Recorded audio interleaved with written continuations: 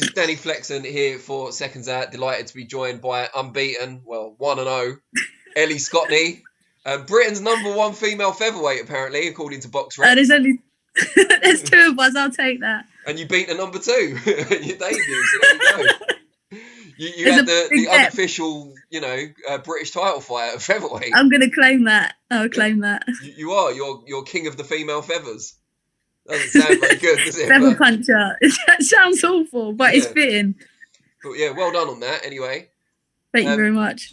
You've been picked out as one of the 10 fighters to watch, aged under 25 and not having yet fought for a title, just to get all the clarifications in.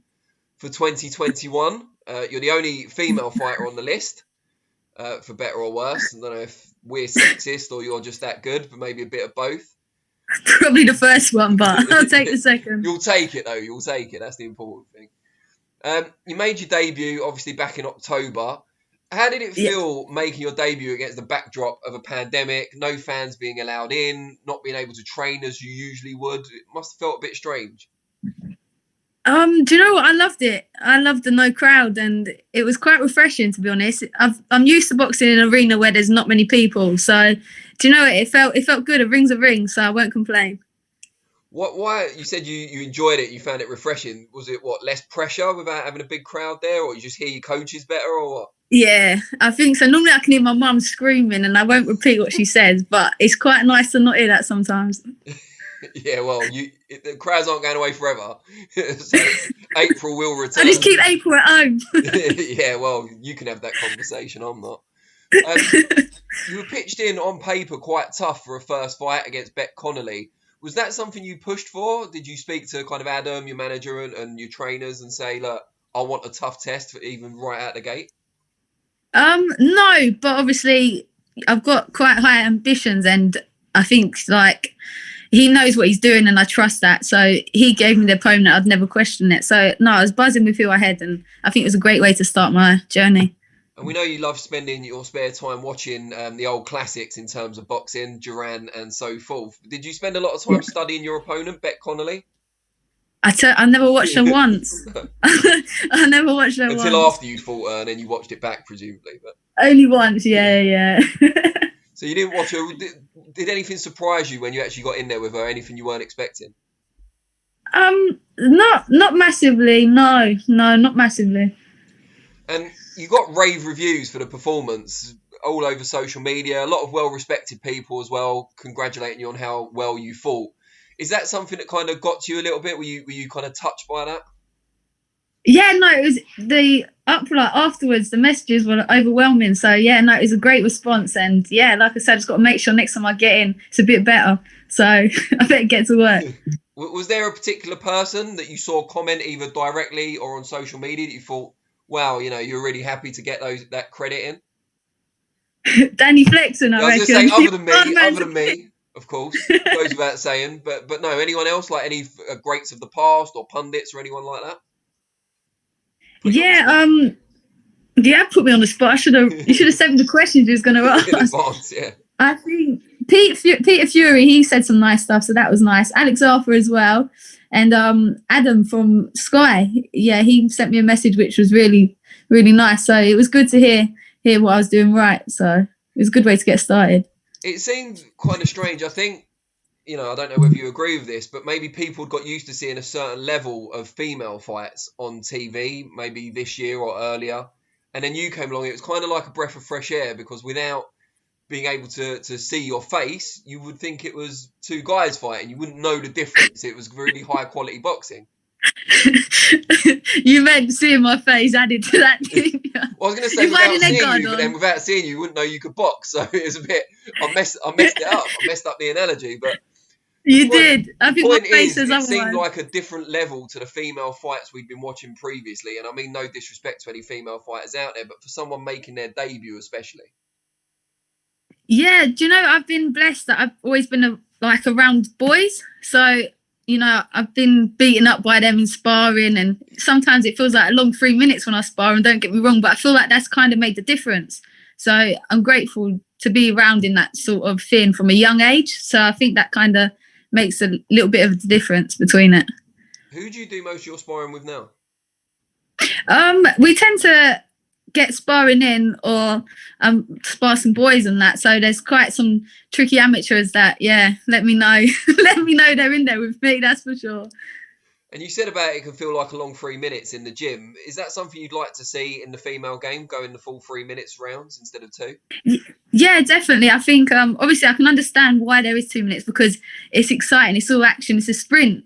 And I think 3 minutes would be a lot more suited to me, especially because I've never been a good sprinter, both on the road and in the ring, to be honest. So 3 minutes, I'd love for it to be 3 minutes, especially, or even move up to 12 rounds for the championships, because, you know, we're doing the same job as the men, so why not get the same rules?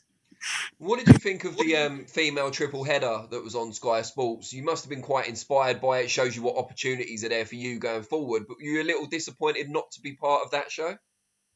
It was great. You know, you had Katie Taylor, you had Rachel Ball, and you had Terry Harper, and they all showed different levels and different, you know, styles of boxing. So it was refreshing to see, and to see the push women are getting. It was amazing.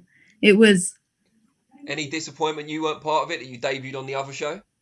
No. I feel it was meant to be the way it was for me, and I was grateful to be with a show with all boys in a weird way. So no, I was grateful for that. And what's the path from now? I know you leave a lot of it up to Adam, but as we've already established, you're now the #1 featherweight in Britain. How do you go about climbing from there to getting into contention for titles? Because there isn't a British title at the moment, unfortunately. No, I could have fought for my debut if that wasn't feather, I think. You probably could have got a Commonwealth belt on your debut, to be fair, but yeah. So we're going to move down to Super Bantam, so there'll be a lot more options. So I just got to, you know, put the work in the gym and just keep my head down. I've got a lot to learn, which excites me, because I think I've only just put my armbands in, like armbands on, sorry, and jumped in. Don't put them in, because then you drown. I'm not a good swimmer, that's for sure. I can tell, yeah. So that's what excites me. So yeah, I'm just looking forward to learning and just taking it all on board. Are there any other British women down at Super Bantam? I know Rachel Ball's last fight was Super Bantam, but Shannon's just moved on, hasn't she, to Bantam? Yeah, so I think it's Carly Skelly and Amy Timlin. They fought for the Commonwealth. Yeah. So they're the two at Super Bantam. And that's a rematch that people are expecting to happen some point in the early part of this year. Yeah. Is that maybe 2 or 3 fights down the road, something you'd fancy, the winner of that? Yeah, like I'd love to get, you know, fight. The Commonwealth is a nice belt. I'd love to get that belt. So definitely it's something I'd like to be involved with and mix it with them. Who do you fancy in that rematch to win? Do you know, it was a good fight. It was a good fight. Amy Timmies is very young, and she's a great talent as well. But for me, I think in that fight, I think Skelly just edged it for me. But obviously the rematch, it will bring a different aspect to both girls. So I'm looking forward to it. And what's the overall goals? Is it any world title ultimately, or is there a particular belt you want? Obviously, Duran was more synonymous with the WBC, but won multitude of belts. Is it the big green belt? Yeah, do you know, green's, I think it's one of my favourite colours, so it makes sense. I think it's the best belt in boxing for me, so yeah. Good stuff. And just for people out there, give them an idea of what you get up to outside the ring. I know you're a Christian, you obviously go to church regularly and stuff like that, but what else do you get up to in your free time? Support Crystal Palace. That's what the jumper's about, I think. That's probably why you go to church so much. The shocking performances. Great, constantly, yeah. It's not working, that's for sure. Do you know what? It's going to sound as boring and as sad as it is, but that is what I do. I've never been in a nightclub in my life. I don't drink. So the story of Ellie is quite boring. So all I've got to do is fight and eat. I do a bit too much of that. So. And very close to your family as well. Oh, yeah. My family do my nutting, but we're very, very Who's there? No one. That's the sad thing. You're looking around like there's I'm waiting for him to run in, gate crash it. April's your biggest supporter, isn't she? April, my brother Michael, but he claims he's the best fighter in the family, so that's still up to debate. So, have you forgiven him yet for giving you COVID? Oh no, I haven't. Do you know how he gave me it as well? It's quite a bad story. He coughed. No, he sneezed, sorry. And then we was in the car. I didn't know he had COVID, and he locked the window on me. So definitely not. What, like on purpose as a joke to say, "Oh, you're going to get COVID now"? Yeah, exactly that. So That was my Christmas present off him. You So. pinpointed the exact moment of transmission. I love it. We need you on the NHS. Tracking Detective trains, I'm Scotney. telling you. Lovely stuff. All right, It's my part-time job. before we let you go, for people out there that want to get to know you a bit better, just let them know how they can find you on different social media platforms. Yeah, Instagram and Twitter. I'm quite active on Twitter because I'm more better at typing and taking pictures. So Ellie Scotney _ that's the same on everything. Great stuff. All right, well, best luck. Oh, actually, when are you next going to be out? Any clues? Hopefully towards the end of February or beginning of March. So Good stuff. All right, well, we look forward to seeing the next steps in your development. thank you very much. Maybe you could be British #1 at a secondweight. Hopefully. Brilliant. All right, well, take care and we'll see you soon. You too. Take care then. Cheers. Bye.